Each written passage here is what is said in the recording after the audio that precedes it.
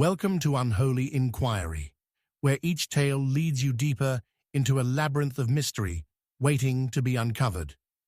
This time, join us as we delve into Hercule Poirot and the Gentleman Who Disappeared, a fan-crafted story that pays homage to the genius and sophistication of Agatha Christie's iconic detective, Hercule Poirot. We are thrilled to have you with us on this captivating journey. Share your thoughts, let us know where you're tuning in from, and if you spot any details we missed, your feedback is invaluable. Together, let's continue to shape even more thrilling enigmas. Chapter 1. The Last Guest at the Midnight Train. The rhythmic clatter of the Midnight Express racing through the storm-laden countryside was suddenly pierced by a single, deafening gunshot that echoed through the luxurious corridors of the train. Inside, a cacophony of startled gasps reverberated, mingling with the wind's howling. In the lavish card salon, players frozen in mid-hand exchanged anxious glances. The polished table, now a stage for intricate shadows cast by flickering gas lamps. It was an evening deliberately engineered for entertainment, but suspense had come crashing through the doors like the bitter rain battering the coach windows. When the door to the opposite compartment flung open, the figure of a man, a strikingly handsome gentleman, known as Lord Cedric Whittaker, tumbled forth onto the plush carpet, a wild look in his eyes, terror etched into his features. As the forbidding silhouette of the conductor, a looming figure wearing a flat cap, stepped from the shadows, gasps filled the air, replaced only by the scratching of raindrops against glass, reminiscent of fingernails clawing at the surface, desperate to escape the storm outside. Whispers fluttered through the compartment like a restless breeze, catching the eye of one guest in particular, Hercule Poirot. With his characteristic poise, Poirot adjusted his elegant bowler hat and straightened his meticulously knotted tie, while the others rushed to Lord Cedric, who lay breathing shallowly. Poirot remained observant, his deep-set eyes like twin orbs of discernment. "Pardon, mesdames et messieurs," Poirot intervened, raising a palm to silence the gathering commotion. "Pray, do not touch him. We must not disturb the scene of, how do you say, an event most tragic." As the conductor knelt to inspect the fallen man, Poirot knelt also, his sharp gaze flickering at the nearby card table where discarded cards lay scattered like fallen soldiers on an unmarked battlefield. "Rien ne va, non?" he contemplated aloud as he picked up a card with a bishop's intricate insignia. Ace of Hearts. A fitting omen, no? What say you, my fellow players? Who amongst you holds the heart with the strongest desires? It was Anne Reeve, a strikingly glamorous woman with a shrouded past, who flicked a nervous glance at Poirot. "How can this be a fitting omen, Monsieur Poirot? This is all too much. Lord Cedric was to be the crown attraction of this very evening." She encased her words in sarcasm to mask the tremor in her voice, perhaps hiding a fear that ran deeper than genuine emotional distress. "Ah, but Miss Reeve, it is precisely those who boast of being attractions who are often merely distractions," Poirot reasoned, returning his focus to the injured lord. "Now tell me, did any of you hear an argument preceding the gunshot?" Before anyone could answer, the conductor's voice rang out, urgent and crisp. "There was nothing but laughter before the gunshot, Monsieur Poirot. Could it have been an accident?" "Accident, you say?" Poirot arched an eyebrow, unfurling his fastidious pocket handkerchief to dab at the beads of perspiration forming on his brow. It is extraordinary how what appears to be trivial often conceals far greater truths. Poirot's attention shifted towards the card game, each player now rendered suspicious, trapped in a web of fear. I demand the cards be collected.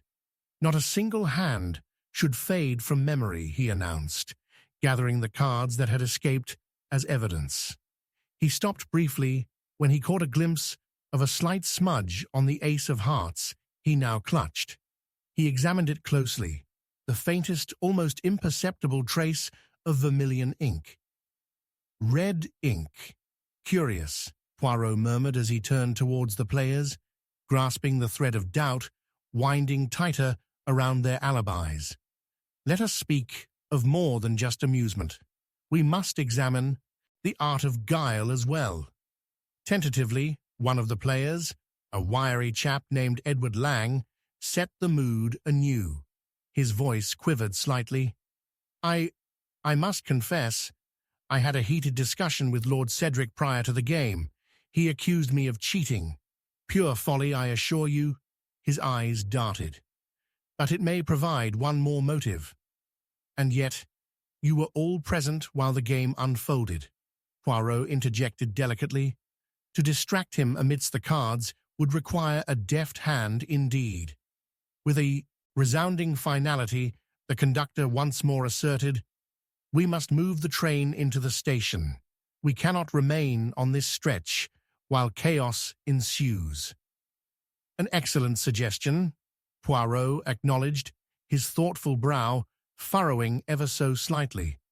But let us not seat ourselves too much into haste, mes amis, for this remains a scene of analysis, a puzzle, if you will, that requires illumination. The tension coiled tighter, each player refraining from speaking further, their hearts heavy with unsaid allegations and concerns. Poirot, meanwhile, stood with an air of vigilant contemplation, momentarily stepping back, his mind unfurling the strings of motives and correlations as the flashes of cunning and betrayal danced along the edges of the room like the flickering firelight. Then, an abrupt rattle of the train pulled Poirot from his reverie. The midnight express jerked forward, and as the sound of a bell tolled from the distance, marking the approaching station, instant realization struck him. Cradling the ace of hearts close, he turned sharply to the womenfolk. A mystery unfolds not through chaos alone. We must look not only at the trappings of card play, but within the very motives of Our Lady present. At that, his eyes locked onto Anne, watching for the truth to surface amidst an avalanche of dissembling. There is more to you, n'est-ce pas? Hidden depths that invoke deeper questionings. As her expression remained inscrutable, the conductor pulled aside the rail car door. Suddenly, the thunder's growl rivaled understanding, and Poirot realized that the journey toward truth had only just begun. The glimmer of something sinister, seething beneath the surface, lingered as an unfinished tune. A note discordant remained, hinting at another guest believed to be lost in the shadows. The very last guest aboard the midnight train. And just then, the train screeched to a halt, a dramatic, bone-chilling finality punctuating the tension in the air. "What now?" Poirot murmured, the shadows deepening around him like the enveloping storm outside. The game is afoot, and the truth must emerge from darkness. Chapter 2. The Locked Room and the Missing Man. The torrential rain lashed against the windows of the quaint village inn, the dim light flickering ominously in rhythm with the thunder that rumbled like an uninvited guest across the darkened sky. Hercule Poirot stood just inside the threshold, the scent of damp earth and polished wood mingling in the air. His bowler hat dripped with rainwater as he surveyed the scene before him, each detail registering with the precision of a master craftsman, honing his skills. "Mon ami, are you certain this is the correct chamber?" Poirot asked the innkeeper, a stout man whose face glistened with sweat despite the chill that permeated the inn. He spoke with the authority of someone who had dealt with the tumultuous chaos of the stormy night. "Indeed, Monsieur Poirot," the innkeeper replied, his voice a weary whisper. "This is room 3, where Lord Cedric was last seen alive. It's a locked room. The key is missing, and no one can recall hearing even a breath from inside after 10 o'clock.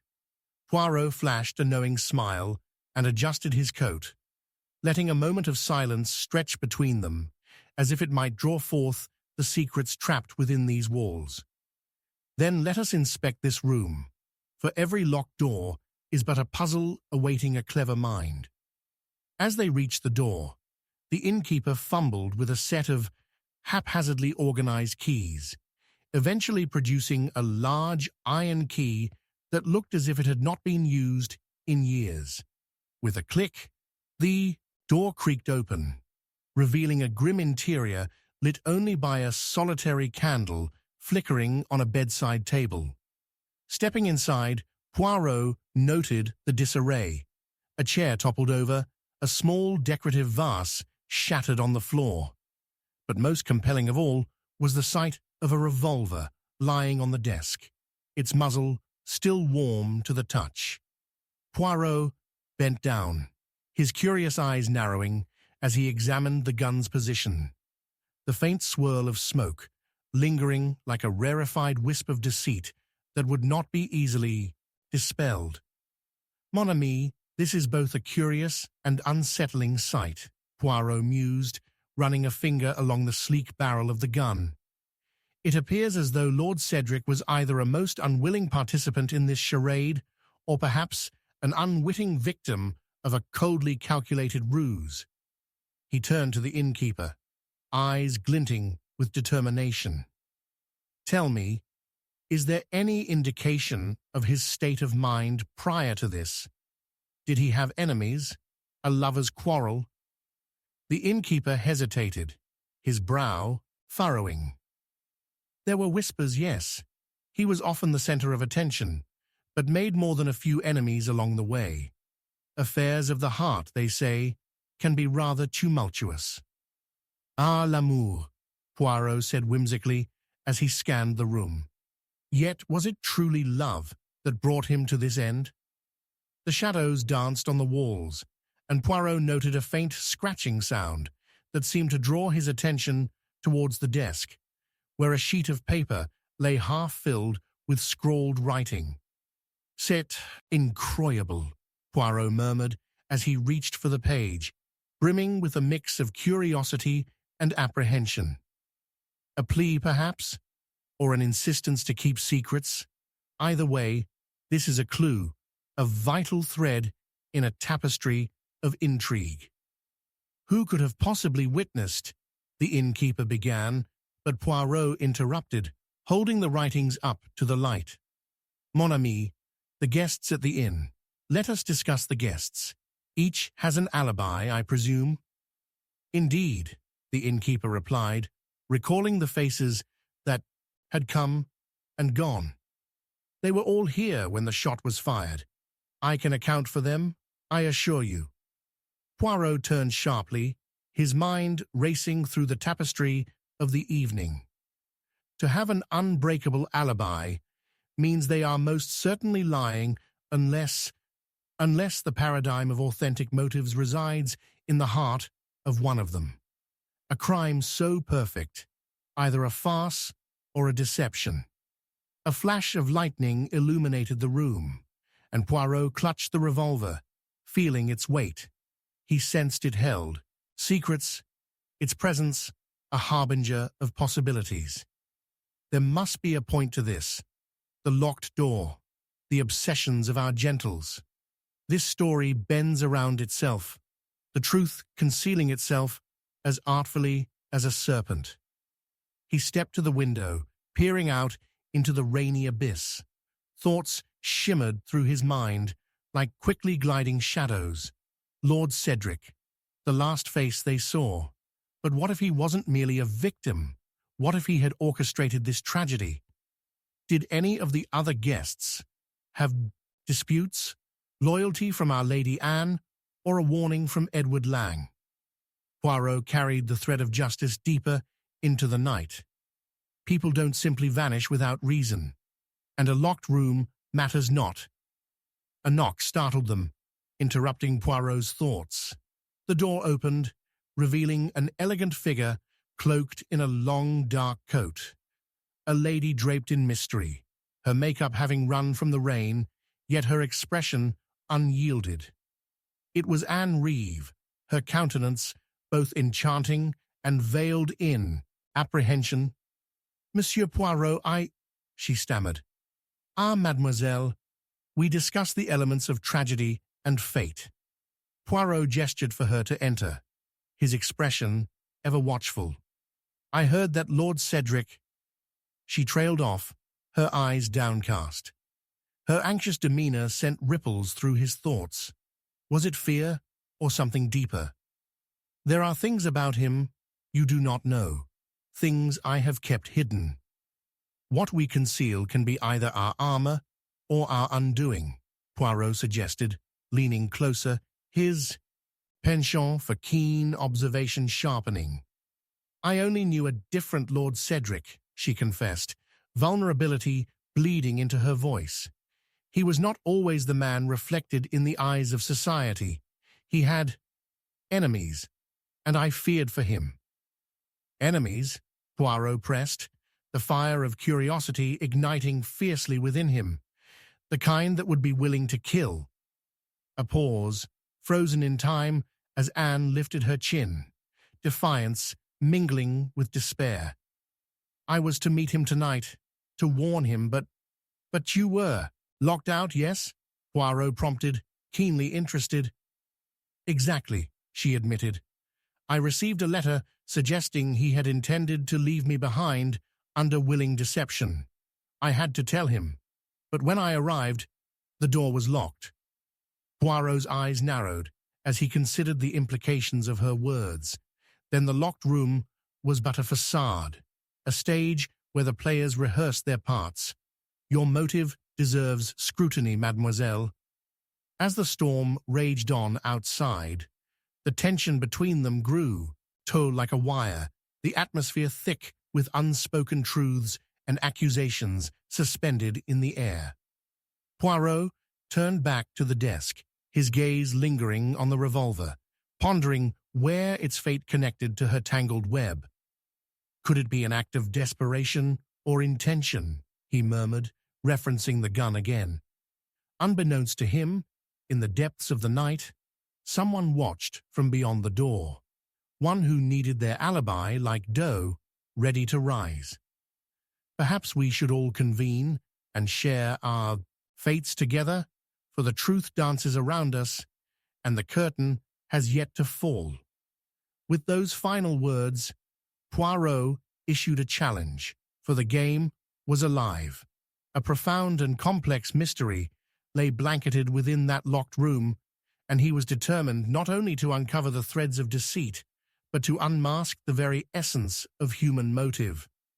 And as the first light of dawn began to break through the storm, a new layer of intrigue beckoned, ready to unravel under Poirot's unwavering scrutiny. The real question lingered. Would they confront the darkness together, or would the secrets remain merely within the shadows? The next chapter awaited thick with uncertainty, as Poirot prepared to delve deeper into the labyrinth of human desire and disillusionment. Chapter 3. A letter that arrived too late. The rain drummed relentlessly against the inn's shingled roof, creating an orchestra of nature that seemed to herald an omen of despair as Hercule Poirot sat quietly in the parlor. The shadows deepened around him, pooling like forgotten secrets in the corners of the room. A solitary candle flickered, casting unpredictable shapes on the walls, and the weight of anticipation filled the air. He watched the innkeeper, a weary soul hovering nervously near the fireplace, where the flames crackled as if trying to reclaim lost warmth amid the chill. Suddenly, the wood paneling echoed with a firm and startling knock, reverberating through the stillness. The innkeeper jumped visibly, and Poirot's dark eyes gleamed with intrigue. "Ah, it appears the storm brings with it more than just rain, non?" His voice was low, dripping with enthusiasm for the unfolding mystery. "Should I answer, monsieur?" the innkeeper questioned, anxiety evident in his tone. "May we open the door? Curiosity must be satisfied, like a fine dish demanding the palate's exploration." When the innkeeper reluctantly complied, he revealed a drenched figure clutching an envelope, the edges of which had curled ominously from the water. "Who goes there?" Poirot inquired, rising from his chair, the polished wood creaking beneath him as he approached. The newcomer stepped inside, shaking off droplets like a disoriented cat, revealing a young man with his hair plastered against his forehead. "I am Edward Lang," he stammered, his voice hoarse from the cold. "I have a letter for Lord Cedric." "Ah, mais non. Lord Cedric is no longer with us," Poirot stated, his expression inscrutable. "But perhaps we could glean some much-needed insight from this, no?"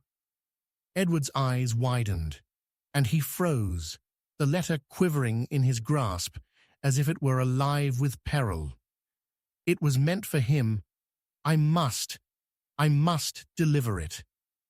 "Then you shall deliver it to us," Poirot replied, holding out his hand with expectation. "What does it say? Let us not allow fate to snatch secrets away before their time." Hesitating, Edward stepped forward, his apprehensions slipping momentarily away like the rain outside.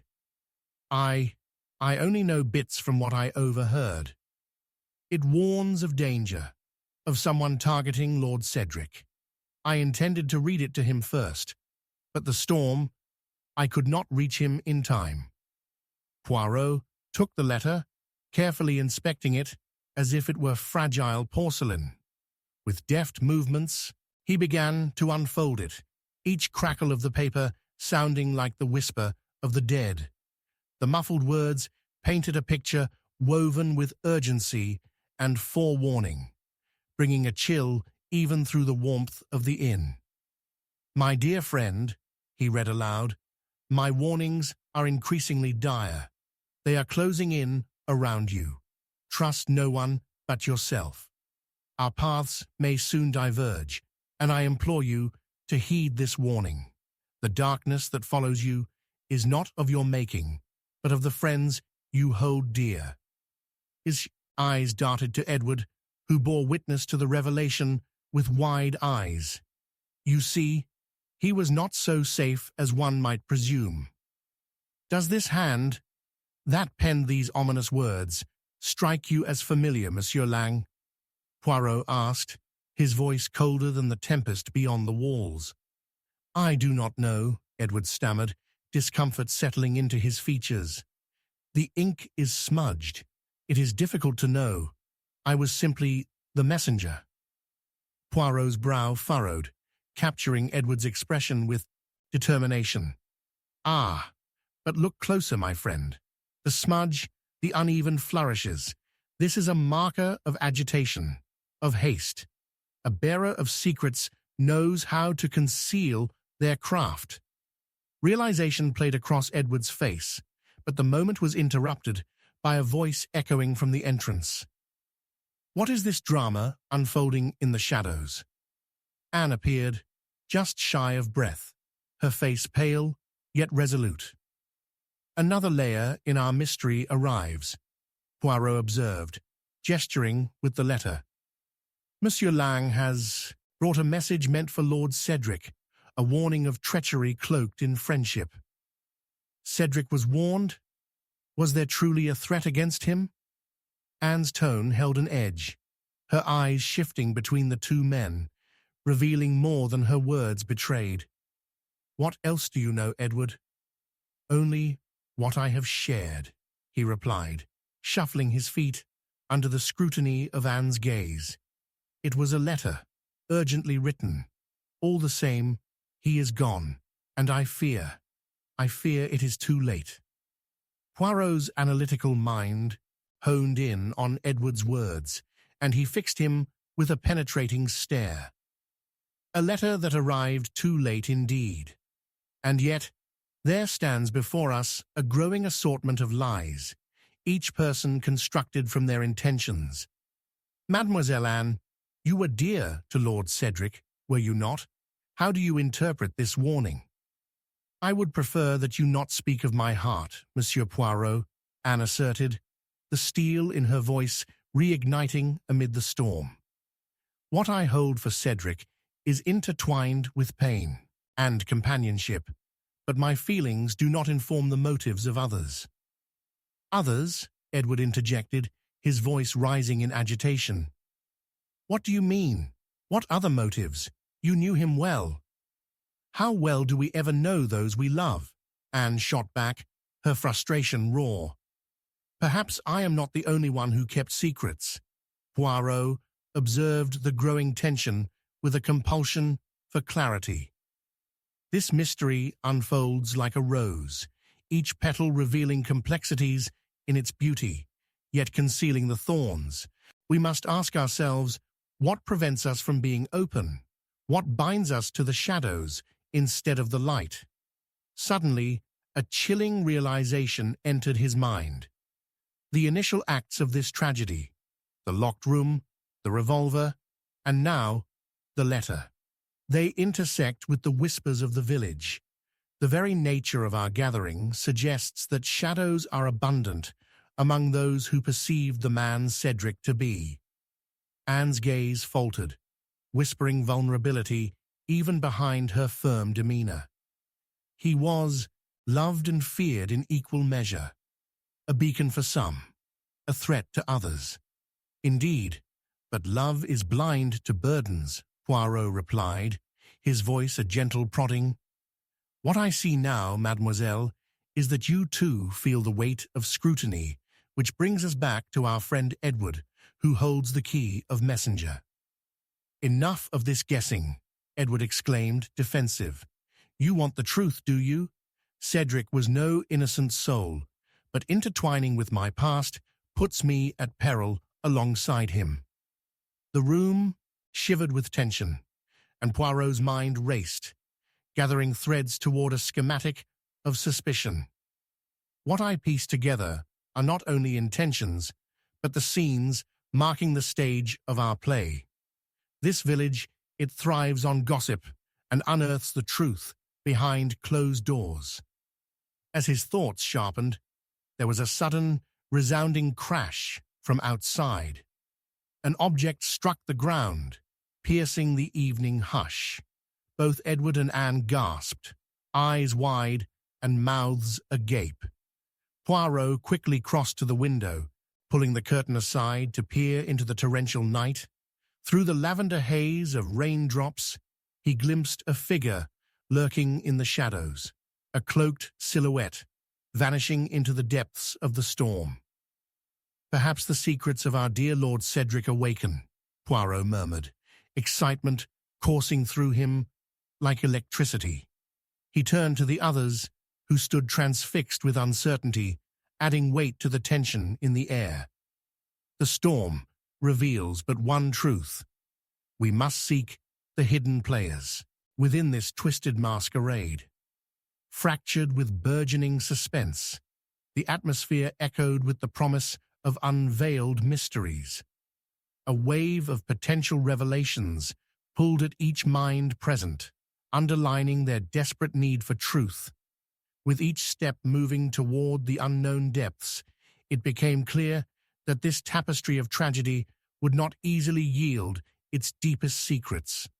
The shadows lingered, concealing yet another layer of intrigue, and Poirot's resolve flourished with the hope of finding the key where they lay dormant.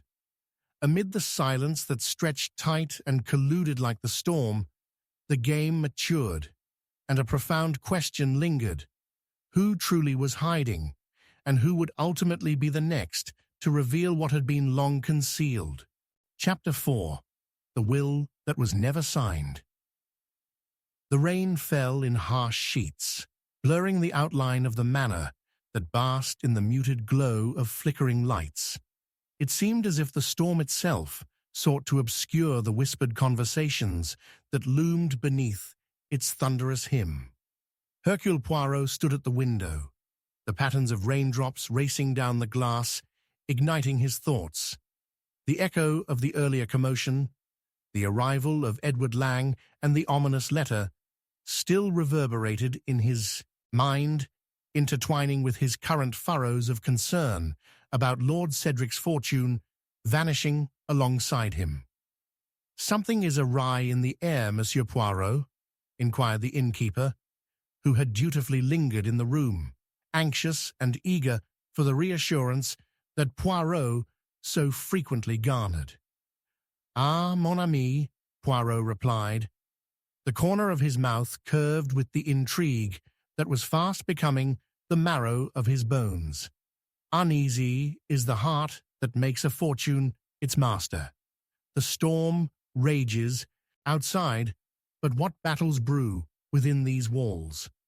At that moment, a sudden crash emanated from the direction of the study, sending the innkeeper flinching toward the doorway. Poirot's brow arched with deliberate curiosity. The sound was more than the chaos of the storm. It was an invitation to the unknown. He gestured for the innkeeper to remain put as he composed himself and strode into the dimly lit hallway, his polished shoes clicking softly against the wooden floor. The heavy oak door to the study creaked as Poirot pushed it, revealing a scene of scattered papers fluttering like trapped birds in the haste of a sudden gust. There, in the center, lay Anne, her face ashen, her hand trembling as she recoiled from the disrupted desk. A glass, shattered from its former perch, glimmered like shards of ice amongst the ink stains and scribbled notes strewn in disarray. "What transpired, mademoiselle?" Poirot's voice sounded both commanding and laced with a tender concern. It's gone," she sputtered, her eyes surveying the chaos around her.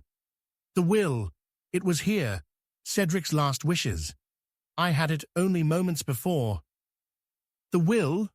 Poirot's tone sharpened, the pulse of his heart quickening. "You must elucidate, for this is indeed pivotal. Where did you last place it?"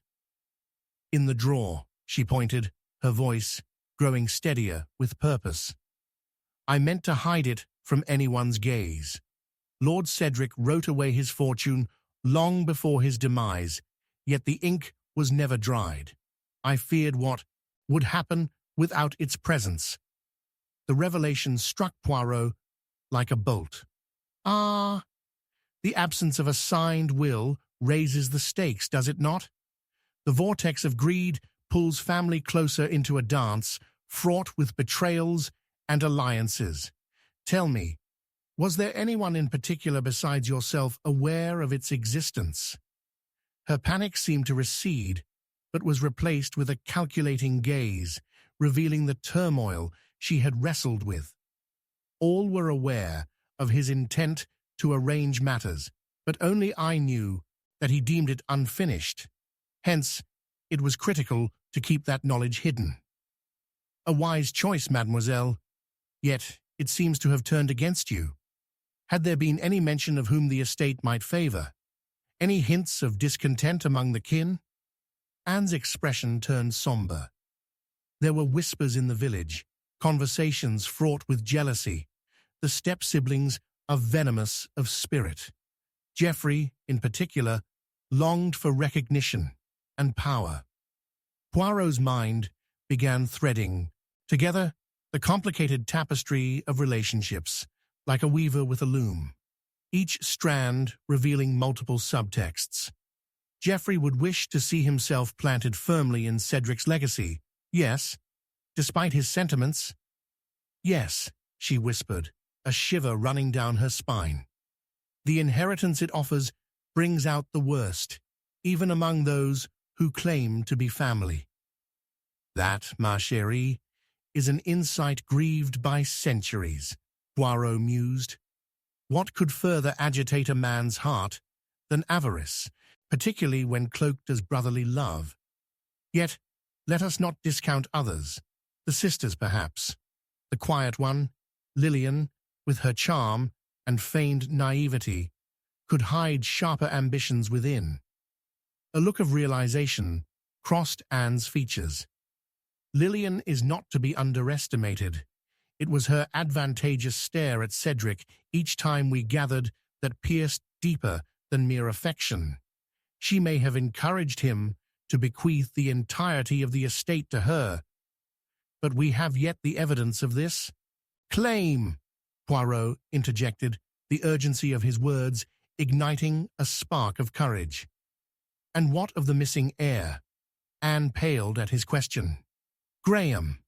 He went to speak with Cedric before everything transpired. I haven't seen him since. He appeared unwell, frayed, but I hadn't thought. Poirot's dark eyes narrowed. It appears we are in a swirling cataclysm, ceaseless tides of the nautical depths pulling us under. Mademoiselle, we must find your heir. He may hold keys yet to unlock truths concealed beyond sight. With renewed determination, they exited the study, the flickering lights illuminating their rushed silhouettes against the darkening canvas of the manor. Echoes of their footsteps mingled with the sound of the storm, merging danger with discovery. Poirot opened the heavy front door to the tempest outside. The world beyond transformed into a gloomy canvas of water and shadow. He took a step into the night, bracing against the bitter wind. We shall search for Graham. No treasure would be worth your safety as will, nor a heart that risks itself within this estate of echoes. Suddenly, Poirot felt a familiar sensation prickle down his spine, a reminder of the interconnected webs of fate that resided in the air itself.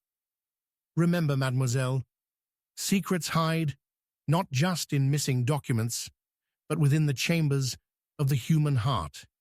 It is the very essence of emotion that orchestrates our follies. Before them loomed a figure by the hedges, partially concealed, the lantern light illuminating only part of his face, the unmistakable silhouette resembling that of Geoffrey. Suddenly, Poirot was seized with the profound sensation that they had walked headfirst into a snare, and the truth they sought was but a fleeting spectre hidden beneath layers of deception. "Geoffrey," he called out, voice resonating against the howling wind pooling with tension. "We have much to uncover together. Will you reveal what shadows accompany you in these harrowing hours?"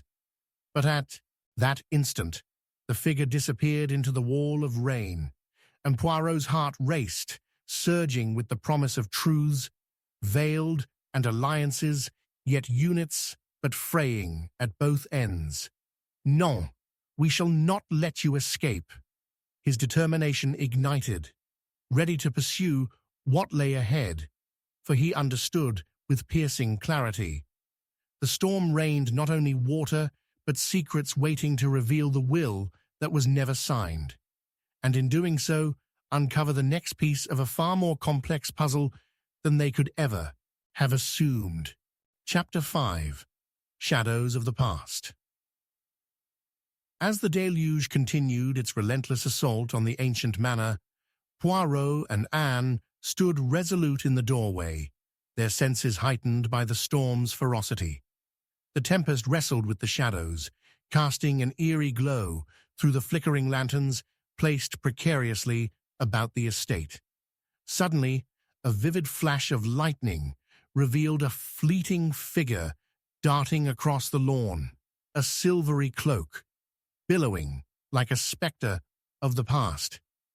"Did you see him?" Poirot exclaimed, his eyes gleaming with fervor. "The spectre of Cedric, or mere play of the storm?" "Perhaps Geoffrey." Anne's voice trembled, betraying her warring emotions. "He could be retreating into the safety of his secrets. Or he may be the harbinger of deeper connections, one that binds our fate, yet untouched by time. Poirot's voice was firm as he turned away from the crackling energy outside and gestured for Anne to follow him. We must pursue truth in his wake. This game of shadows cannot remain unchallenged. They strode into the howling night, their apprehension mingling with the raindrops as if the world conspired to conceal more than the cruelty of nature. With every footfall, Poirot's mind danced to the tune of the past, threading its quiet motives against the backdrop of the present. Approach with caution, mademoiselle, for within these walls, even the air thickens with buried grudges and simmering envy. With an urgency ignited by instincts deeper than words, they raced toward the family's secluded wing of the manor, where Geoffrey's study lay hidden beneath layers of nostalgia. As Poirot pushed open the heavy oak door, the scent of old leather and tobacco hung in the air, a comfort that spurred clarity amidst the chaos. "Stay close, Anne," he said softly, "for what remains in this room may elude even the sharpest of minds." Inside, the soft glow of a single candle flickered against the walls, outlining the disarray left in Geoffrey's wake. Papers lay askew, and the polished mahogany desk seemed marred by hasty movements. Poirot approached it slowly, scanning its surface for any sign of intent behind the turmoil. "Ah, what is this?" His fingers brushed against the edge of a large photograph, half obscured beneath crumpled papers. As he lifted it into the light, his brow furrowed. The picture revealed a gathering of the family in happier times, laughing together under the summer sun. Cedric at the center, with Lillian and Geoffrey on either side, their expressions far from the tension that hung thick in the air now. But one figure stood apart, a shadowy presence, a young woman, cloaked in melancholy, her face turned partially away from the camera. "Who is she, Anne?" Poirot asked, the wheels of his mind turning faster against the backdrop of memory. "The missing piece of this family's tapestry." Anne peered closer, her features tightening as recognition dawned. "That's Beatrice. She was Cedric's first love, a tragic affair. They were said to have been inseparable until she vanished without explanation. The village spoke of jealousy, heartbreak, but very little of truth." "This explains much," Poirot said, his heart thundering against the walls of reason. "What remains unsaid reveals more than mere affection. It becomes a breeding ground for all manner of bitterness." The mention of Beatrice sent a ripple through the shadows in the room. Geoffrey and Cedric were once as brothers, sharing the sunlight of youth and dreams. Was it not jealousy that separated them when Cedric claimed a love that could have been shared? It was more of a revelation than a question. Poirot's voice was rich with the weight of discovery. Even now, whispers of Beatrice's name stir old secrets. Geoffrey may still harbor resentment, desiring to claim Cedric's legacy, not for his own sake, but through the murky waters of what is owed, he concluded, piecing together layers of an intricate mystery. The missing heir, Graham, and his knowledge may yet connect these threads. Suddenly, a gust of wind blew through a partially open window, extinguishing the flame of the candle and plunging them into deep, engulfing darkness. In the silence, the atmosphere crackled with a palpable tension, and Poirot felt the weight of unspoken truths pressing against the edges of his consciousness. "Poirot, listen," Anne whispered sharply, breaking the encroaching darkness with caution. "Did you hear that?" A faint rustle echoed through the corridors. Outside, a sound distinct amidst the storm. Footsteps scuttling along the wooden floors, accompanied by quiet muttering. Poirot's instincts kicked into overdrive, and he moved toward the doorway, gesturing for Anne to remain behind him. "Stay alert, mademoiselle. This night grows more perilous with each passing moment." As they stepped cautiously into the hallway, a whisper broke through the thunder's roar, words slipping through the cracks of diabolical intention. "I'll not be denied again. Cedric's name is mine." It was Geoffrey's voice, ripe with a simmering ferocity. Poirot's heart quickened as the pieces of the puzzle transformed into a clearer image. They followed the sound, moving silently in pursuit of the urgent truth that echoed with each step. Around the corner, they discovered Geoffrey standing before a large portrait of Lord Cedric, his face illuminated by the flickering glow of storm-drifting light.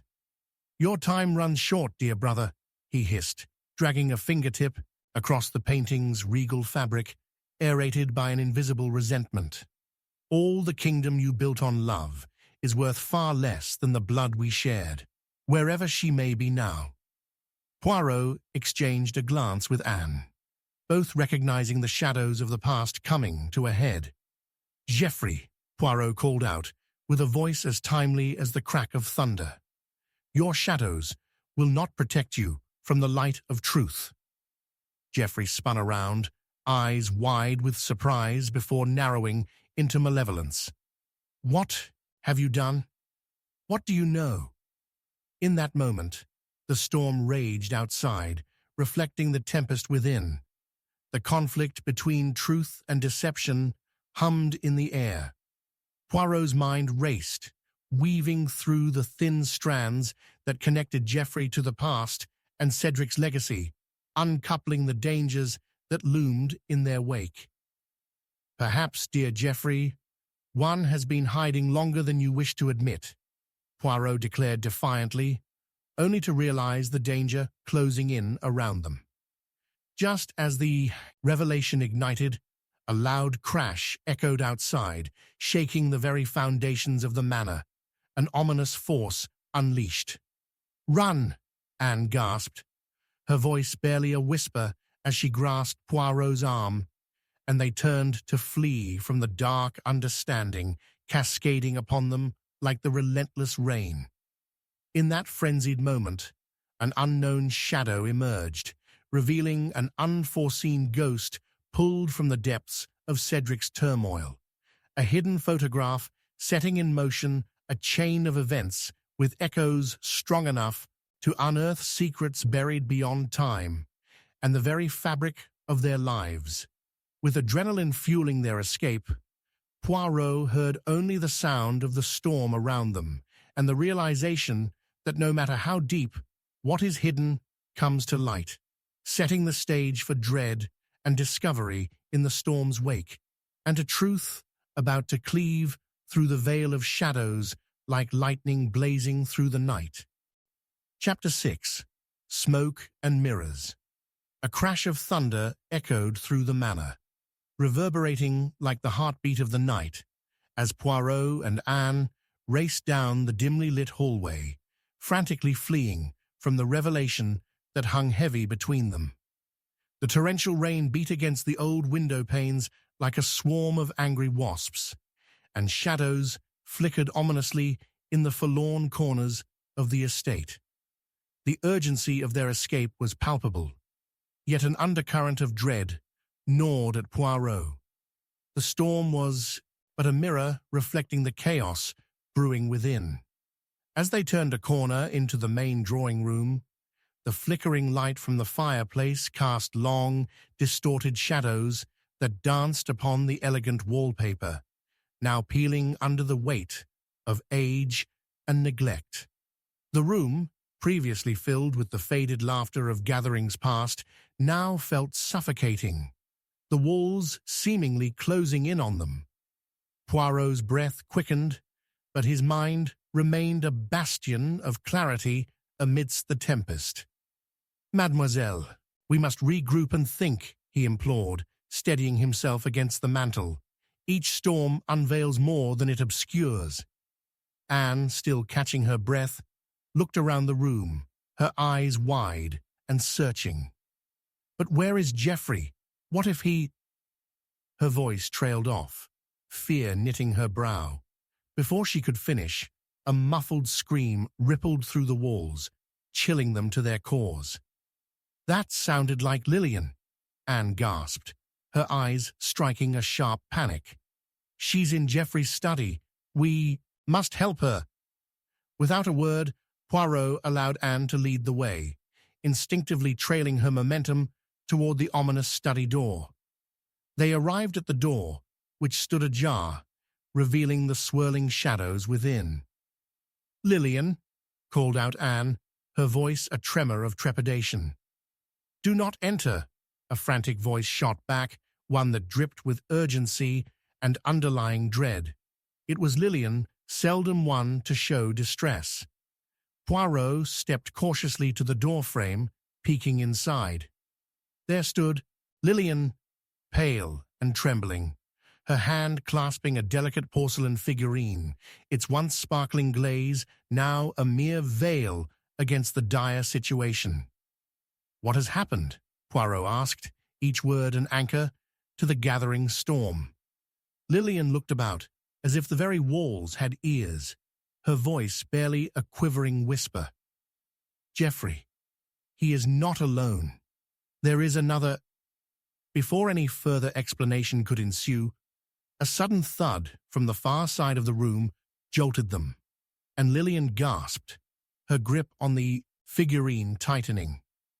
Poirot's keen gaze darted toward the far wall. There, concealed behind an ornate bookcase, lay a slight indentation, a hidden passageway cleverly masked within the manor's opulent decor. With a sense of urgency sparked by uncovering something much deeper than fear, Poirot stepped towards the bookcase. This is no mere bookshelf," he murmured, fingertips grazing over the bindings. With a quick push, one side creaked open, revealing darkness beyond the ornate wood. "A hidden passage. Mademoiselle Lillian, we must investigate." "But Geoffrey," Anne protested, her loyalty torn between the evident danger and the path they needed to tread. "Geoffrey will remain for the moment. His shadows have not yet revealed their objectives," Poirot insisted, his voice lilting with authority. "We must know what is hidden behind these walls." With the candlelight flickering behind them, like a lighthouse signaling, they slipped into the narrow passage, the air heavy with dust and the residue of forgotten secrets. The passageway sloped downward, and with each cautious step, Poirot's mind whirled with deductions. He could not ignore the implications of Geoffrey, with his unpredictable motivations, being connected to a secret space of this manner. What was truly hidden from view? As they descended, the muffled sounds of the storm above were replaced by an eerie silence, punctuated only by the faint drip of water seeping through the old stones, as if the manor were weeping for its sordid history. Barely illuminated by a single flickering lantern, the hidden corridor opened into a small room, its walls lined with dusty crates and antiquated furniture cloaked beneath sheets that seemed to shiver against invisible currents. Poirot aimed the lantern around, the light catching on something nestled beneath an old drape. He knelt, revealing a small trunk, its lock aged but intact. With deft movements, he opened it to find bundles of yellowing letters bound tightly with faded ribbon, a correspondence from Cedric to none other than Beatrice. "Mademoiselle Lillian, look!" Poirot exclaimed, handing her one of the letters. "Here lie not merely words, but the echoes of a love, intertwined with betrayal and desperation. Cedric had secrets, ones that could voice the very essence of loss, jealousy, and desire. We must know the contents, for they may reveal the gravity of who desires what in the present." Anne, her hands trembling slightly, gasped at the revelation as she recognized the familiar script. These letters, they contain the confessions of his heart. But if Geoffrey were to find them... Ah, here lies the conundrum, Poirot interrupted, slipping one of the letters from her hands and scanning the contents with sharp, discerning eyes. Each word bears weight, yet they also declare independence from the ghosts of this house. For with these words come the fears and the joys of the past. But before they could discuss further, a crash echoed from the corridor behind them. "No!" Lillian's voice cut through the air. "Geoffrey is coming. He cannot see we are here." "Hush!" Poirot said sharply, adrenaline surging as realization dawned upon him. "He may carry secrets just as dangerous. We must conceal ourselves, but these letters—" He quickly shoved the correspondence into Anne's hands. "Guard them closely." Just as they ducked behind the draped furniture, Geoffrey's silhouette emerged in the glow of the lantern, pacing the corridor with raw intensity. The flicker of light revealed something glinting in his hand, a key. "You thought to hide from me, didn't you?" He sneered into the darkness, his voice a threat that lingered in the air. Poirot exchanged a hurried glance with Anne. In Geoffrey's possession lay a key to truths unspooled, but as he deepened his search, his emotions flared, and their intent was towards them. Would they emerge unscathed from the shadows of smoke and mirrors? The tension coiled like a spring as Geoffrey turned away, oblivious to the presence lurking near. Poirot's heart thudded against the walls of his chest, each pulse a reminder of the churning mystery behind them, leaving them poised on the edge of discovery but ensnared by a growing darkness. A new question rippled through Poirot's mind. What door would that key unlock? And more importantly, what secrets of the past were yet to be unveiled? They may be hidden in the corners of this manor, waiting patiently to unravel the tangled web of betrayal and desire that had ensnared them all. With a resolve ignited by the consuming shadows, Poirot knew that the very answers they sought rattled just beyond reach. As the storm continued to howl outside, he held the letters deep in his memory like talismans of truth, binding him to the whispered echoes of the past. What lay ahead would be the key to not just solving the mystery of Cedric and Beatrice's twisted love, but perhaps to saving them all from the struggling forces that threatened to ensnare them in darkness once more. Chapter 7. A Whisper from the Dead. The cold, persistent rain hammered against the windows of Ellington Manor like an unrelenting heart, urging secrets to break free. Inside, a suffocating stillness hung, broken only by the occasional creaks of the old structure as it groaned under the weight of its history. Poirot, aglow with the flickering candlelight in the hidden chamber, felt the palpable tension in the air sharpen as if it were waiting for an imminent revelation. The letters, metaphors of past woes, lay pressed firmly in Anne's hands, but now his attention shifted to the corners of the room, dark and unyielding. What did Cedric pen in those letters? Anne wondered aloud, more to herself than to Poirot, her voice muted by lingering dread. It was a question that cloaked the atmosphere in shadows, but Poirot's gaze flitted toward the wall, an intuitive spark igniting within him. He approached the far corner, where old crates loomed large, their surfaces veiled with the dust of neglect. With a swift determination, he began to inspect them, hoping to unearth more than the remnants of time. "Mademoiselle, may I suggest a careful examination? The dead oft leave hints behind," Poirot murmured. He pulled aside a crate and caught a whiff of musty paper that sent a shiver through him. This must have belonged to Cedric. As he painstakingly removed the top, his fingers brushed against something smooth, a leather-bound journal, aged yet unfaded by time. The journal, he realized, excitement flashing in his sapphire eyes. He lifted it from the crate with reverential care and gently placed it on the wooden table, the delicate sound breaking the silence like a strike of lightning through the night sky. Poirot's heart raced. The contents within may very well unlock the labyrinth of chaos they faced. "Look, Anne, a whisper from the dead," he exclaimed, the thrill of discovery evident in his voice.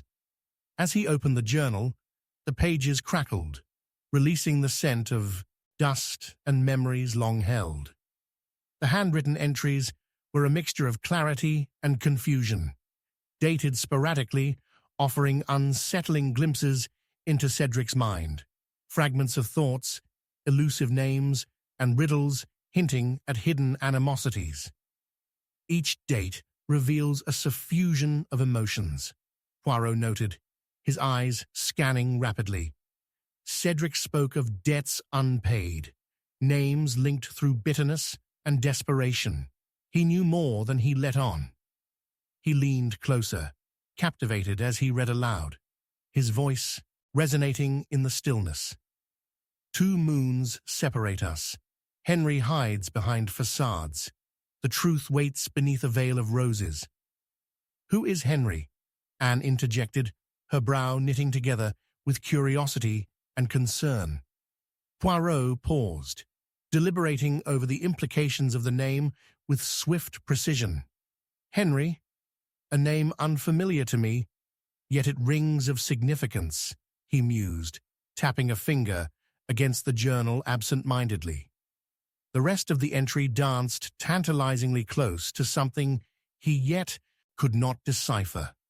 A whiff of hostility in Cedric's tone suggested an unresolved grudge, one that rippled through the ages like a barely concealed storm. "Isn't it curious?" Poirot continued, exuding confidence. "A gentle whisper of the past can echo fiercely through the present. This Henry may hold the keys to understanding both Cedric's fate and Geoffrey's motivations." A sudden noise from the corridor jolted them from their introspective whirlwind. The ominous shuffle of footsteps drew closer, intertwining dread with urgency like an unwelcome shroud. What if Geoffrey returns?" Anne swallowed hard, her pulse quickening. "He cannot find us here." "Quick, conceal the journal," Poirot commanded, and Anne rushed to tuck the leather-bound book back into the crate, the suddenness of their situation igniting a chorus of cautious movements. As they barely managed their clandestine act, Geoffrey's silhouette appeared in the entryway, steely resolve etched in the smirk that danced upon his lips. "What have you lost in the dark?" His voice sliced the night, a low growl rife with contempt. "The veil hangs thin. Secrets will not stay buried forever." Poirot and Anne stood in tense silence, their hearts pounding in perfect synchrony with the heavy raindrops that rolled down the window panes. How Geoffrey had tracked them was a puzzle still spinning in Poirot's mind, but more damning was the undercurrent of knowledge that swirled within Geoffrey's mien.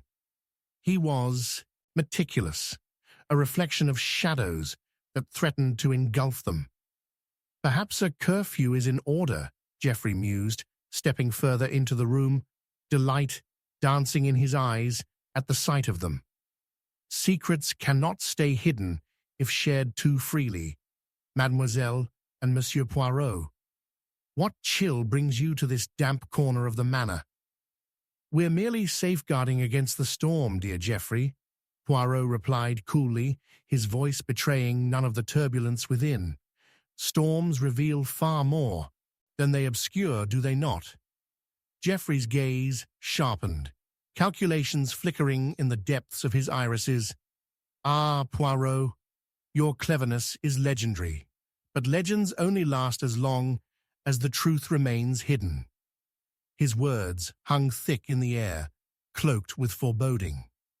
Poirot felt the oppressive weight of the moment, the storm outside transforming into a tempest within the manor walls. The risk they had taken to uncover Cedric's past had tangled them deeper into Geoffrey's web of malevolence. The loud crash of thunder underscored Geoffrey's presence, a reminder that they had not yet escaped the storm, inside or outside. The letters and journal represented more than words. They were tangible connections to the past that could either set them free or ensnare them forever. As Geoffrey leered, his hand slipped into his pocket, producing a second key, glimmering ominously under the flickering lamp. "I suggest you guard your secrets well, or you may find yourselves missing from the good books of this world." With that, he turned abruptly, casting a lingering shadow as he exited the room, leaving behind an oppressive silence. Poirot's eyes darted toward Anne, an urgency igniting in his gaze as he whispered fiercely, "He knows. We must decipher Cedric's words. They are the map to our salvation." The rain continued to pour, the wind howling mournfully, a distant herald of the struggles yet to come. Poirot clutched the journal tightly, feeling the pulse of fate thrumming through its pages, a whispering promise that would bear fruit if only he could unravel the riddles hidden within. In that moment, he understood. To untangle the web spun by Geoffrey, they would need to expose the deep-rooted truths, risk igniting old flames of animosity, and perhaps even confront the specters of the past. The storm howled on, a reminder of the flood of revelations waiting just beyond the horizon, beckoning him to persist. And with that resolve, they plunged back into the heart of mystery, where the dead were whispering, rough around the edges, stories begging to be told. Chapter 8. The Echoes of Alibis. The rain lashed down in a relentless symphony, the sound of it punctuating the oppressive quiet of Ellington Manor. With the intense dark outside illuminated only by sporadic flashes of lightning, doubts rattled Poirot's mind as he gripped the journal situated on the table before him. It bore the fingerprints of Cedric's troubled musings, but now, having unveiled its secrets, it was time for Poirot to confront the living and close the circle of truth around them. "Anne, it is imperative that we bring the Inquisition to a close tonight," he stated, his voice a low murmur against the rising wind outside. "We must dissect the threads of alibis. Often, they unravel in moments of pressure." Anne nodded, her eyes wide with the anticipation of discovery, but shadowed with lingering fear of Geoffrey's threat. "But where do we begin, Poirot? Each person appears to harbor layers of their own history." He chuckled softly, a sound at odds with the tension threading the air. "Ah, the beauty of a mystery, my dear. To crack the shell, one must first know what lies within." With renewed determination, they exited the hidden chamber into the echoing corridors of the manor, each creak of the floorboards a reminder of the tension lurking in the shadows. Their steps guided them towards the main drawing room, where unassuming shadows belonged to the gathered suspects, Lillian, Geoffrey, and the others who had previously lingered in Edward's company. They entered. Poirot's sharp eyes scanned the dynamics in the room. The glances exchanged, the slight flinches, the ebb and flow of tension. "Ladies and gentlemen," Poirot began, his voice clear and commanding, "we are confronted with a curious set of circumstances. I have been exploring the echoes of the past that seek to reveal their truths." Geoffrey leaned against the mantel, his demeanor deceptively relaxed, yet ambition sparked in his gaze. And what truths might those be, Poirot? Have you found evidence that we are not merely harmless souls caught up in this tempest? Hardly harmless, Poirot shot back. Words penned by the deceased Cedric reveal fractures, raw emotions that draw potential lines of motive amongst you. Lillian gasped, her hand flying to her mouth. What do you mean, Poirot? Cedric's despair, was it all in his mind? Or perhaps aimed at you, Lillian, he countered, unfolding the journal with methodical grace as stiff paper rustled like thunder in the quiet room. He referred to a man named Henry, shrouded in facades. I implore you, do you know this person? For to unlock the past, we must not shy from names. Henry, Lillian began, her brows knitting together in confusion. I have never heard the name before. Poirot observed her intently, sensing her deception cloaked in innocence. He moved closer, letting the narrowing distance speak, as the others shifted uncomfortably under his scrutiny. Can you truly claim not to know him, mademoiselle? Perhaps memories are just as easily buried as the truth you fear. As Lillian faltered, Geoffrey's smug presence erupted with mockery. Enough of this theatrics, Poirot. I have no hesitation to declare that my alibi stands strong. Last night, I was out on business. The townsfolk can attest to my presence, securing my innocence amongst these hollow accusations. Poirot's eyes glimmered. Innocence, you say? But do you not realize that more than one careful alibi can hide foul intent? Perhaps it is the dagger concealed within the flowery declarations, like Cedric's illustrations of debts unpaid, that brings your alibi into question. Is that so?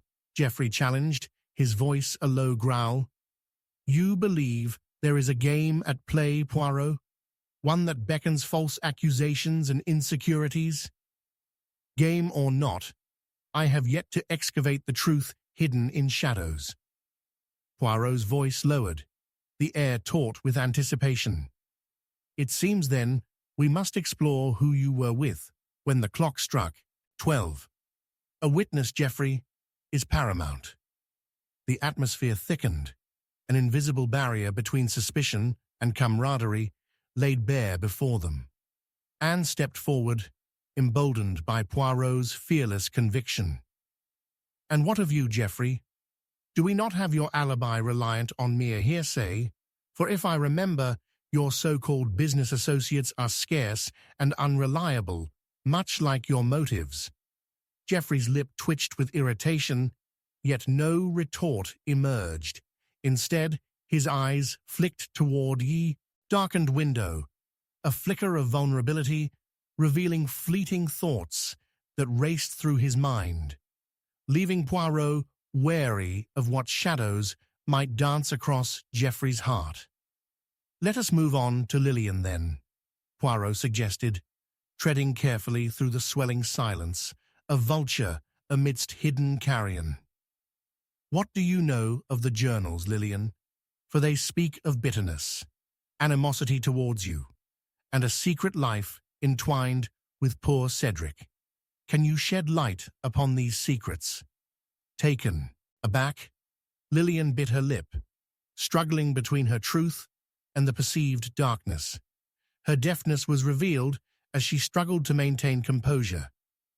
Cedric was evident with his affections, but our lives, they were not entwined as you assume. I became an object, not a partner in his life. That innocent reflection made Poirot pause. A glimmer sparked in his mind. Emotions were raw, but those emotions held roots of other connections. The overarching tensions and affections hinted at a betrayal that rippled through the clique that encased them all like an unbroken chain. Just then, as the thought crystallized in his brain, Anne's voice broke through. Poirot, do you recall what Cedric wrote about 2 moons? Perhaps there is more to this Henry than we overlook.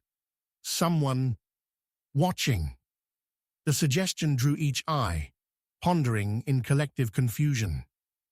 Indeed, mademoiselle, Poirot affirmed, slowly pacing, his mind racing through layered connections, chasing fragments of hidden truths.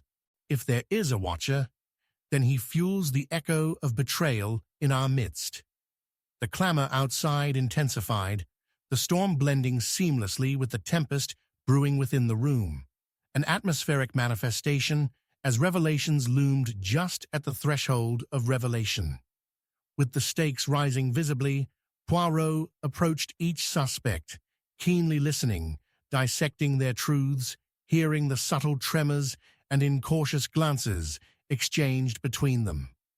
Each alibi crumbled under scrutiny, layers peeled back like ripe fruit, revealing its core. And yet each has motive, a shrouded past, stitching discontent, like a cross-hatching on a canvas. Poirot's voice pulsed with urgency now. But who among us stands to gain by dancing on Cedric's grave, whilst others merely wallow in regret? We must discover who is prepared to betray. As the clock ticked ominously, the fire crackled violently, the sensation of encroaching doom palpable. The presence of their intertwined fates lingered, pulling taut like drawn string. And then a figure moved near the edge, her silhouette challenging the shadows, a hesitant voice slipping into the ongoing discourse. Perhaps, Poirot, you will find more than you expect. I know Henry, and he knows us all. The room fell silent, the tension palpable, the air thick with implication as Poirot's heart raced. The looming question hung before him, scintillating with the flickering light, setting the tone for what lay ahead. Indeed, what more will you reveal, dear friend? A shared truth, an echo of alibis, or the forgotten whispers that might very well tip the scales of trust even further. With one final glimpse into Lillian's brimming eyes, Poirot grasped the depth and weight of her words, standing at the edge of a precipice as thunder amplified outside, leaving them teetering at the threshold of an undeniable secret, one where danger danced dangerously close. The echo of alibis making a predestined decision, lurking in the shadows. Chapter 9. The Final Trap. The clock struck 10, reverberating ominously through the darkened halls of Ellington Manor as Poirot gathered the remaining suspects under the flickering chandeliers. Outside, rain lashed against the windows, streaking them with rivulets that mirrored the tension mounting within. He stood at the hearth, the flames casting a warm glow that barely illuminated the somber faces of those assembled. Each guest was cloaked in their own shadow, a disguise that became more pronounced with each passing moment. "Tonight, my friends," Poirot began, his voice steady yet commanding, "the time for ambiguity has ceased. The threads binding us together will now be unraveled before your very eyes." The air thick with unspoken fears, he felt the palpable anticipation of the room's occupants as they shifted restlessly. Anne was seated to his right, her gaze flicking from one guest to another, her mind racing through covert suspicions and half-formed thoughts. To his left, Lillian fidgeted, her fingers tapping nervously against the polished wood of the table, a frown etched on her delicate features. Geoffrey, the ever-arrogant shadow in the corner, leaned back, arms crossed, an inscrutable expression on his face. As Poirot surveyed his audience, his heart quickened with resolve. He had enough pieces to bring forth the final revelation. "It is clear to me that secrets rot within this manor's walls," he stated, his voice a sharp knife cutting through the tension. "It is time to expose the murderer among us, shadowed as they may be. To do this, I shall draw back the curtain of illusion." He clutched the leather-bound journal of Cedric resting upon the table. Each turn of a page revealed another layer of deceit that had lingered far too long. "Cedric wrote of 2 moons," he said, his eyes flickering across the assembled crowd. A metaphor that, while poetic, speaks volumes of shadows hanging over the past, and perhaps a witness who sits silently amongst us. The room stirred. Whispers flitted from one corner to another, seeking comfort in shared uncertainty. Geoffrey cleared his throat. "What are you implying, Poirot? That we have a lurking conspirator? You must be jesting. This is hardly the language of reason." Poirot's gaze bore into Geoffrey's, seeing beneath the surface. "Indeed, my friend, words have seldom carried as much weight. You speak of reason, yet harbour the most alarming of motives, linked to debts owed," he countered, "and it is these debts that drive even the most measured of souls into reckless abandon." The tension shifted as Lillian leaned forward, voice barely above a whisper. "I have already told you that Cedric's affection was not reciprocated. We were not entwined in his desperation." Her eyes blazed with defiance, yet Poirot detected an undercurrent of fear that spoke volumes. Her past seemed heavier than the weight she displayed. "And yet your reaction," Poirot mused, his intuition ignited, "a deft avoidance, places you in a precarious position. It suggests familiarity with the anguish he felt, or perhaps a deeper involvement than you confess." Geoffrey interjected, his tone slicing through Lillian's defenses. "Spare us the theatrics, Poirot. We are all adults here, are we not? While you dance around these petty observations, the reality you fail to acknowledge is that you are grasping at straws." "And what if those straws shape a more sinister design?" Poirot countered, his bearing unwavering. "You see, within the pages of Cedric's writings, there lies one final revelation. A letter, dated just days prior to his untimely demise, addressed to Henry. It speaks of betrayal, desire, and the thorny vines of retribution." Geoffrey's lips twisted into a sardonic smile, but Poirot, sharp as a fox, noticed the flicker in his eyes, a moment of vulnerability that belied his bravado. It was not merely his grief that led to his death, but the tangled web of those who wished to see him silenced. Anne's voice trembled as she urged, "But who is this Henry? Why hide behind the shadows, obfuscated by anonymity, unless for cowardice?" "He is no coward," Poirot said, turning to each suspect in turn. "Rather, he is someone who stands to gain access to everything Cedric represented or concealed. A puppet master, perhaps, but one of you knows more." As soon as he spoke, the room simmered with anxiety, eyes darting and lips pursed as silence stretched awkwardly. Poirot moved closer to Lillian. "You flinch at the name. Show us the mirror to your history, mademoiselle. What do you know of Henry?" "I swear to you, I have never met this man," Lillian insisted, but her voice wavered, a telltale crack in her facade. "And yet Cedric spoke of you, spoke of visions and dreams attached to 2 moons. Poirot pressed, his voice lowering conspiratorially, commanding her undivided attention. "Did you believe your past with Cedric left no traces? Did you simply forget?" That question hung, heavy and poised, to snap. The sudden crack of thunder echoed outside, its ferocity a perfect metaphor for the unshed emotions bottled within Ellington Manor.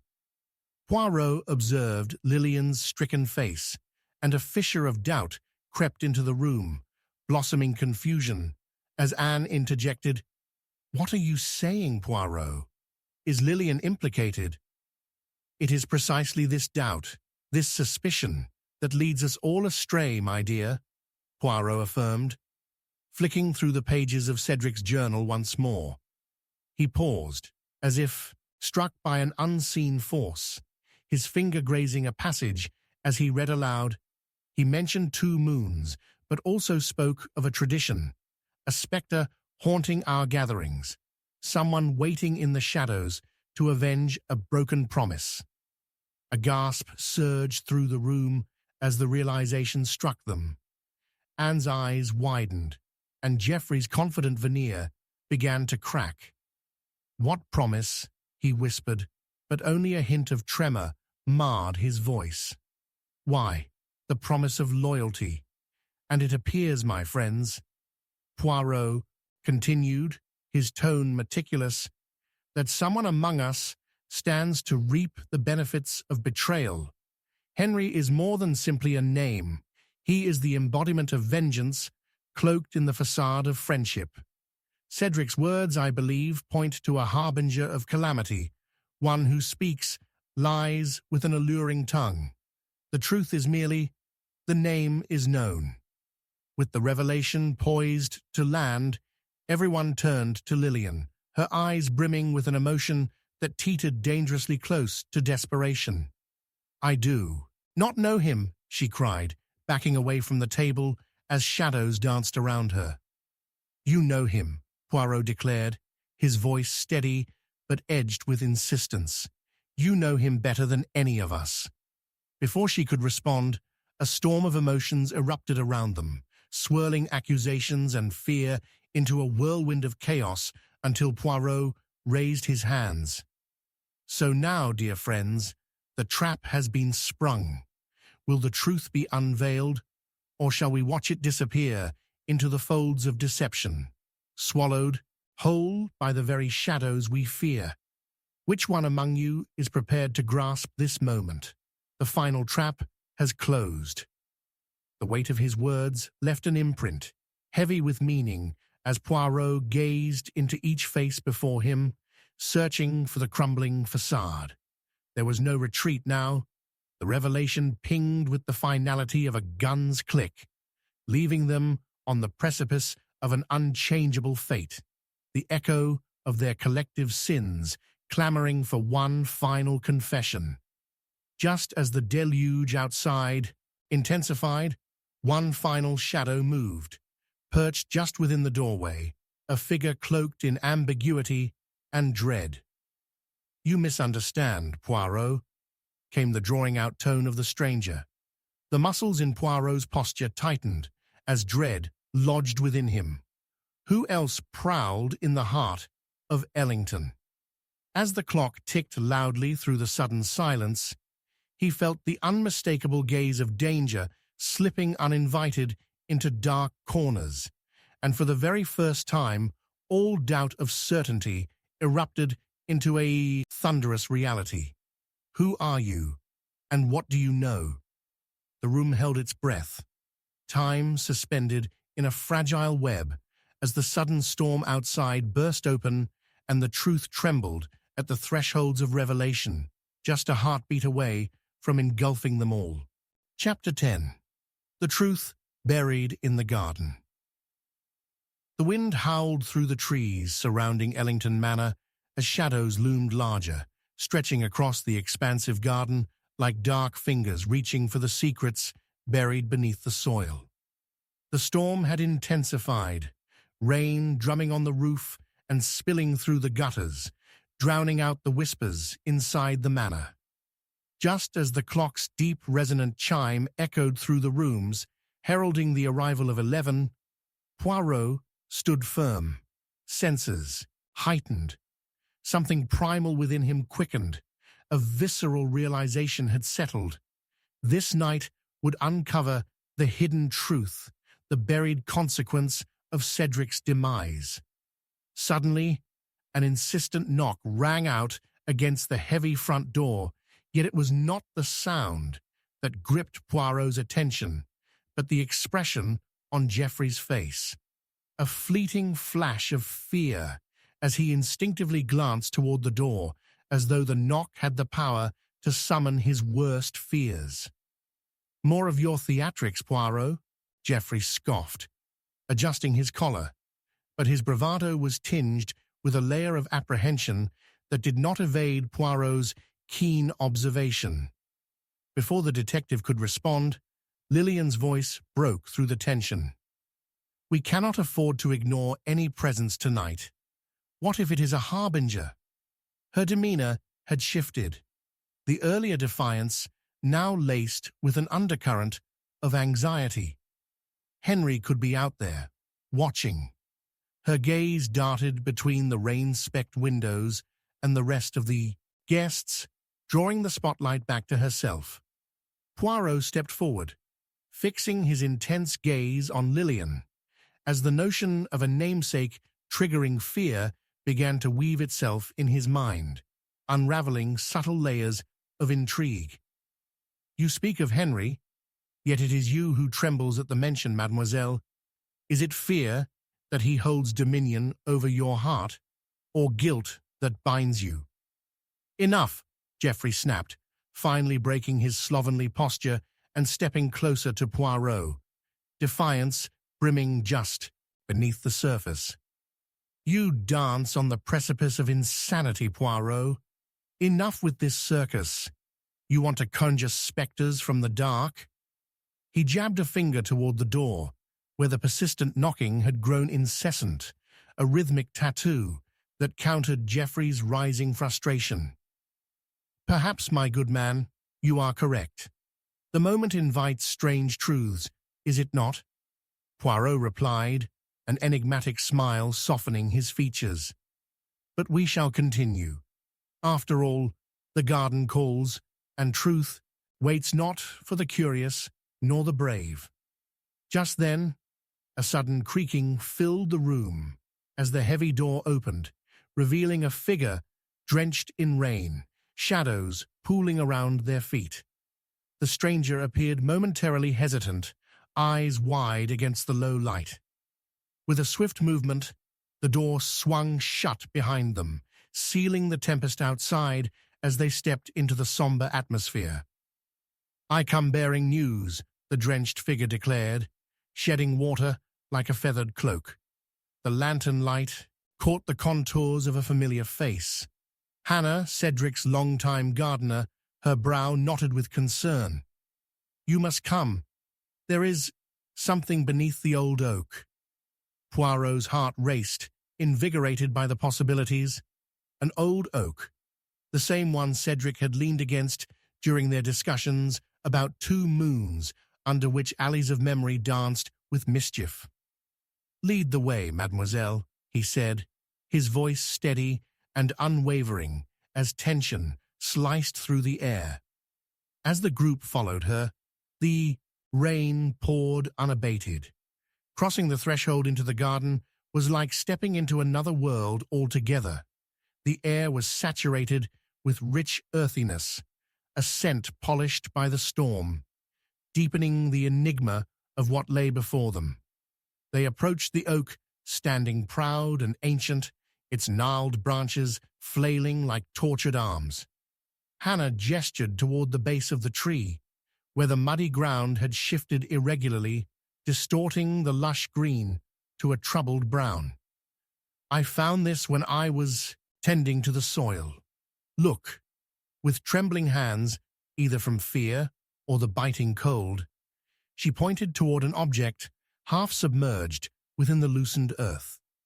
Poirot leaned down, carefully probing the mud, his fingers brushing over the object, a small tarnished metal box, adorned with delicate engravings of moons and mysterious symbols, reminiscent of a family crest. "Mon Dieu, what do we have here?" he murmured, adrenaline coursing through him. The others clustered closer, their apprehension having morphed into raw curiosity. "Open it," Lillian urged, her own voice shaken with excitement, her earlier fear curdling into something bolder. With precision, Poirot cleared the remaining dirt and lifted the box from its muddy grave. He examined the small keyhole, neatly tucked beneath the grooved designs. "Ah, but where is the key?" he mused, glancing back at the concerned faces before him. "I have seen nothing of a key," Geoffrey chimed in, feigning nonchalance, but unable to mask the breadth of his interest. Only superstitions are buried in gardens. Perhaps the truth instead, Poirot countered, humor dancing at the corners of his mouth. This box may tell a story of its own. Well, if it does, I fear it might implicate us all, Anne said softly, genuine tempest in her tone, as her gaze flickered nervously between the gathered group. But as rain mingled with anticipation, as it pelted against the leaves above, something about the moment thickened. The richness of the woods seemed to envelop them, and Poirot sensed the weight of lingering eyes drawing closer. We must discover what lies hidden. Whoever stirs the soil of our past indulges in the dangerous art of revelation. Just then, the sky crackled with thunder, accentuating the gravity of the night. A storm seemed to gather more than rain. It brewed secrets that twisted among the leaves of the great oak. With a determined grip, Poirot nodded toward Hannah. "Fetch a spade, mademoiselle. Let us unearth this enigma. Others may wish to reveal their loyalties, and by the end, we shall measure the cost of our truths." As Hannah dashed away into the depths of shadow, Poirot felt a surge of urgency. An electric thrill coursed down his spine. The others gathered, a palpable tension wrapping around them like a thick fog. And in that moment of suspension, he understood. This box was not merely metal and earth.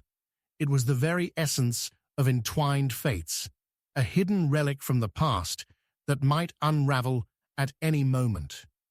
But as he could almost hear the rustle between the leaves, the ominous weight of 100 watchful eyes seemed to whisper among the trees. Every heart thudded conspicuously under the canopy. What would they uncover? The ticking of that ever-present clock echoed keenly in his mind as rain continued to fall, promising no answers, only questions drumming against the precipice of their darkening reality. The truth was buried here, deep in the garden's embrace. And as thunder rolled overhead, mounting, tensions promised not just revelations, but a reckoning that might ensnare them all in its grasp. Chapter 11. The Confession No One Heard. The rain battered the architecture of Ellington Manor like a relentless siege, drenching its facade in shadows as if nature itself conspired to conceal the darkness brewing inside. The urgency in the air was palpable, wrapping itself around the gathered crowd as they awaited what would surely be an uncompromising confrontation. Poirot stood sharp and alert, his keen instincts firing on all cylinders, contemplating the weight of the small metal box that rested ominously in his pocket, a tangible harbinger of secrets yet to be revealed. The frantic pounding of rain was but a backdrop to the storm of emotions swirling within the manor's confines, threatening to unearth more than wet earth and half-formed confessions. "Tonight they shall speak," Poirot murmured, his eyes narrowed at the darkness pooling at the edges of the gathering, where fear draped like a haunting veil. Lillian quivered slightly at his words, her gaze darting around the circle of their group, each face resembling a portrait of discomfort and accusation. The air thickened with tension, entrapping them all in a moment suspended between denial and revelation. She had hinted earlier at the spectre of Henry, yet it was not merely fear that held court over her soul. It was something deeper, something vivid and raw, wisps of guilt trailing in her wake. Enough of this. Geoffrey's brusque dismissal echoed in the dimly lit room, his bravado failing beneath the weight of something ineffable. "What accusations do you intend to level now, Poirot? We're already on the brink."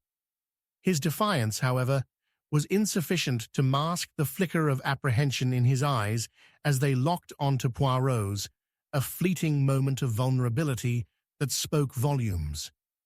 "Is it not the truth we seek?" Poirot replied, his voice an unwavering blend of calm and intensity, barely breaking the lull of the storm outside. "Guilt, my dear Geoffrey, is a tenacious beast. Once stirred, it demands acknowledgement." Poirot's gaze swept across the room, his discerning intuition aware of the burbling undercurrents of animosity, suspicion, and fear amongst them. They were a congregation marooned amid a tempest, and he was determined to steer them toward the currents of revelation. A loud crash of thunder rattled the windows, punctuating the unfolding drama.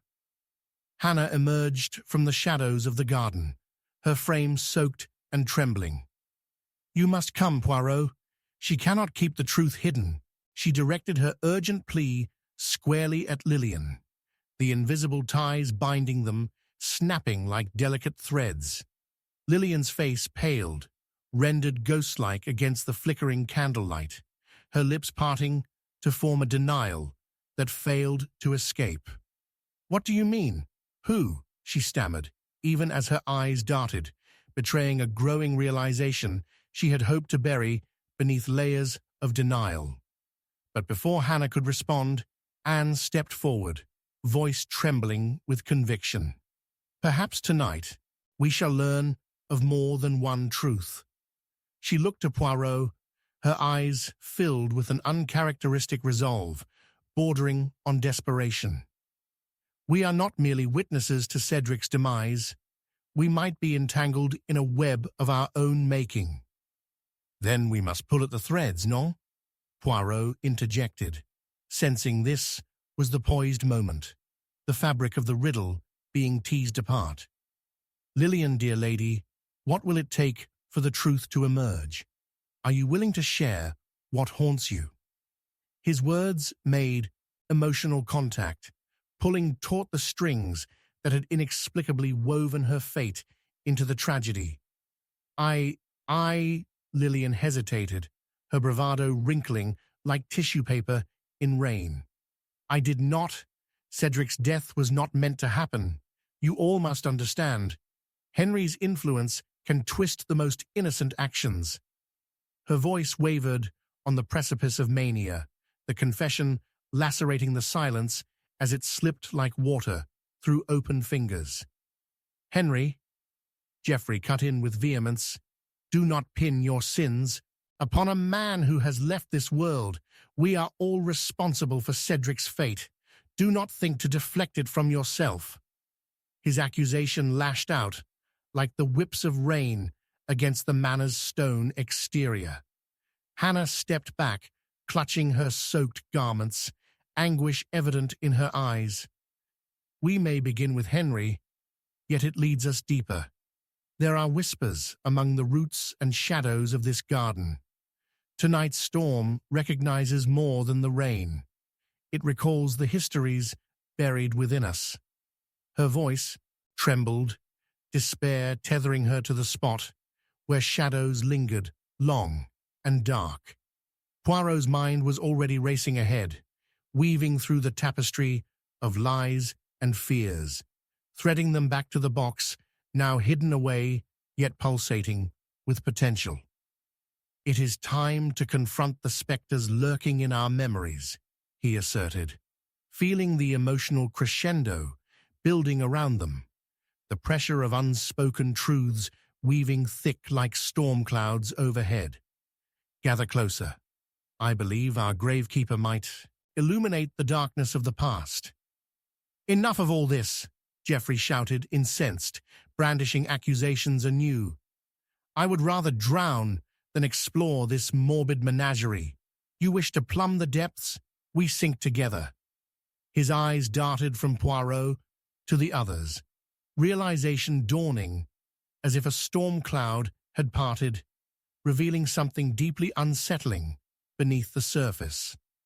"I will not stand by while you cast shadows on men who are already gone," Lillian interjected defiantly. Yet there was a quivering in her tone that betrayed her resolve.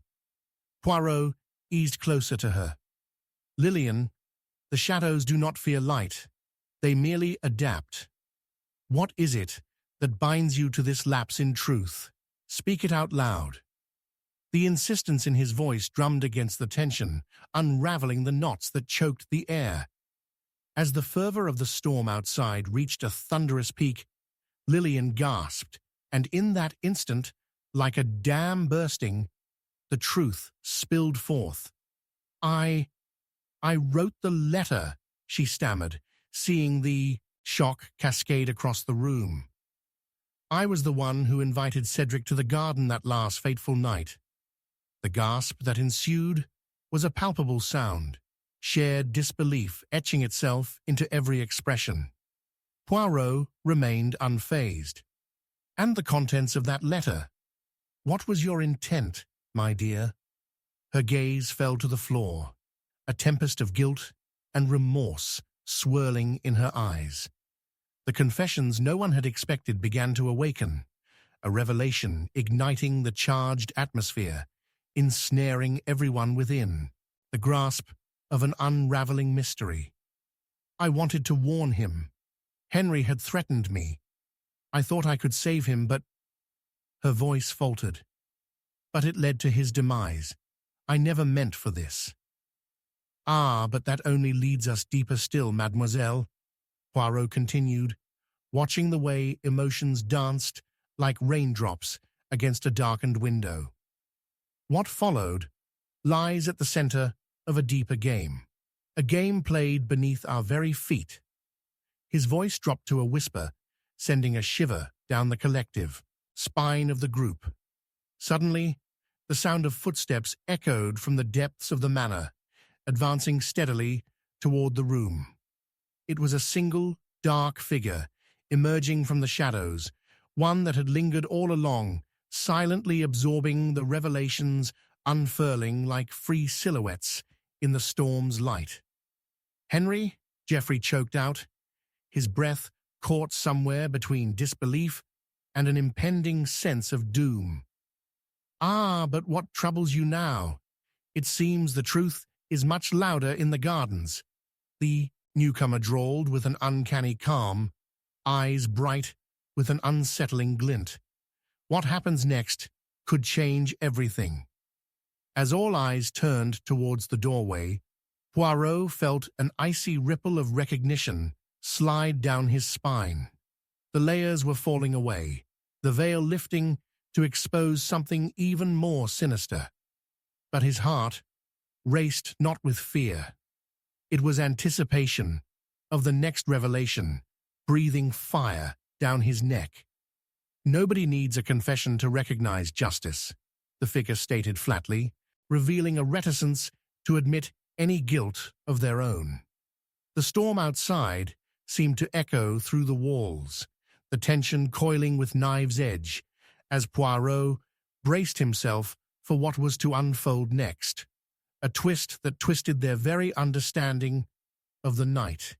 He could feel the imminent charge of revelation crackling in the air, each heartbeat narrating the tale of grudges held tight and desires buried deeper. The truth was unraveling at their feet, with chains yet unbroken, spiraling closer to the unshackled storm beyond. Time hung suspended like water vapor in the storm, a second chance before the deluge erupted once again. Chapter 12. The Secret Beneath the Staircase. A fierce crackle of thunder echoed through the manor as Poirot's sharp gaze flickered with intensity, fixing on the silhouette that had emerged from the shadows. The storm's fury outside rivaled the tempest of emotions within the room. A figure cloaked in darkness, revealing an unsettling calm amidst chaos, stood at the threshold. Heretofore, they had assumed Henry was a ghost, living in the shadows of their avarice and regret. But he was, here, alive, with revelations that sent tremors shooting through the gathered assembly. "This cannot be happening," Lillian gasped, her voice thin and quaking. The entire room fell into a perplexed silence, each face a mirror of shock and disbelief. Poirot, however, felt an urge deep within to unravel more than was originally presented. He leaned forward, the weight of the world bearing upon him. "Mon ami, it is you indeed, Henry." Poirot aimed his inquiry at the man with keen precision, his eyes narrowing. Henry's expression remained inscrutable as he lowered himself to the opulent chair before them. "Indeed, not even death could keep me away from my rightful place," he replied, his voice a cold, smooth whisper, scarcely beyond a sigh. "To think how easily you were fooled." Geoffrey, still brimming with indignation, shook his head as if clearing fog from his thoughts. "You tricked us all, didn't you? But your little charade ends here," he scoffed, his bravado appearing paper-thin under the restive scrutiny of his peers. Poirot held his ground, sensing a strategy beneath the raucous accusations and posturing. "No, Geoffrey," he interjected, his tone cutting through the rising tension like the knife edge of lightning. "What remains undone is the truth that binds us, and that truth, I believe, lies hidden still." "Hidden?" Henry tilted his head mockingly. "You think this game is about secrets in dark corners of the garden? No, my dear Poirot, it's about burdens we choose to carry, some of which are buried right beneath your feet." His words sent a shiver of suspense weaving through the air, and slowly, Poirot's keen mind grasped at the latent meaning within the insinuations. Without a word, Poirot stepped forward, pausing at the base of the ornate staircase looming behind Henry. His instincts screamed at him. There was significance attached to that staircase. "What lies beneath, Henry?" he probed, a sharp note of urgency creeping into his voice. "Are there more truths buried below the thresholds of your manipulation?" Henry's smile slipped for the briefest moment, tension firing between the room's assembled figures. "Why not send the detective to inspect what doesn't belong, eh? But beware, you may not like what you uncover." The layer of confidence in his tone telegraphed hidden depths far darker than the storm ravaging outside. Poirot proceeded methodically, his footsteps whispering against the polished floors, while the others exchanged glances, entrenching the air with uncertainty.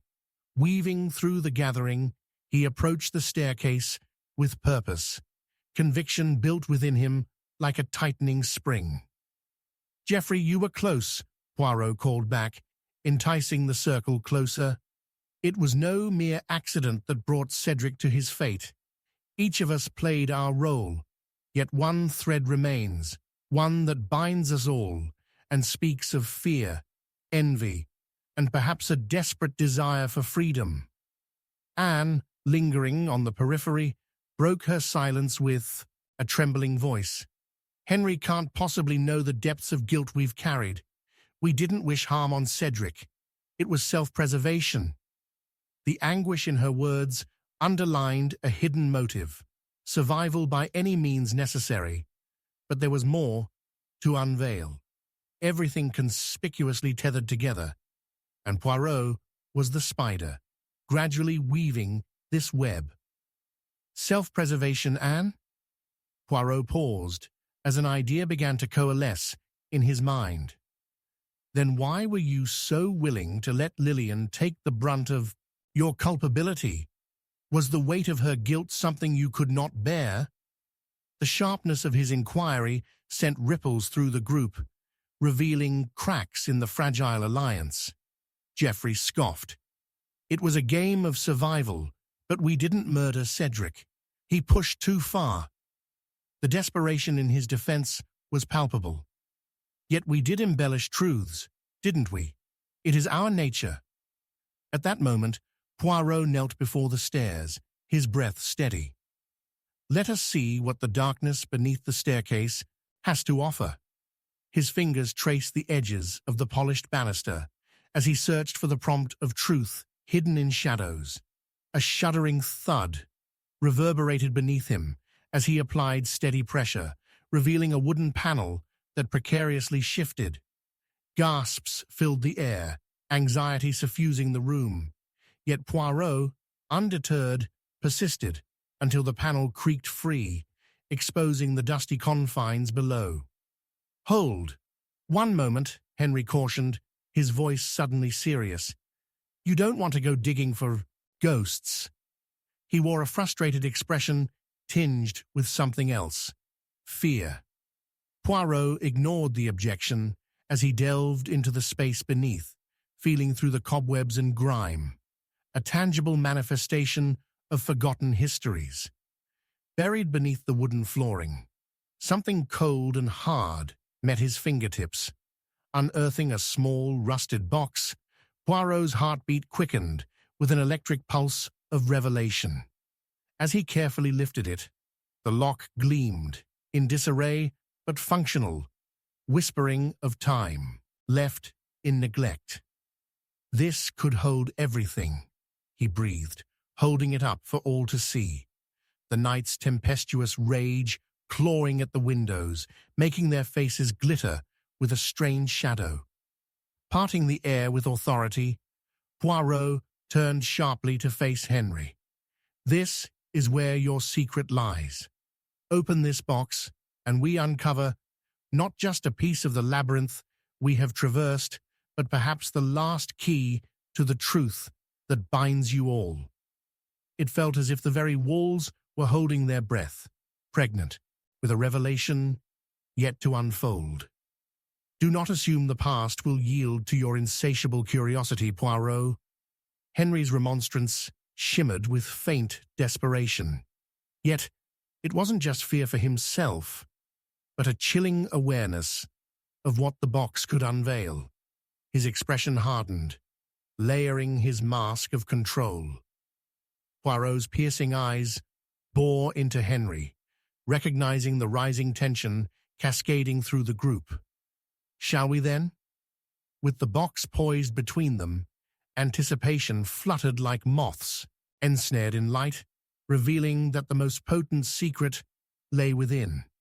In that charged moment, as thunder rumbled with gritty ferocity outside, everything stood on the precipice of cascading truth. Everything lean, drawn taut, waiting for the barest whisper to set loose the impending flood of enlightenment that might irrevocably alter their lives. With a deft turn of the lock, Poirot prepared to unlock not just a hidden box, but also the myriad destinies entwined beneath Ellington Manor's shadowed stairway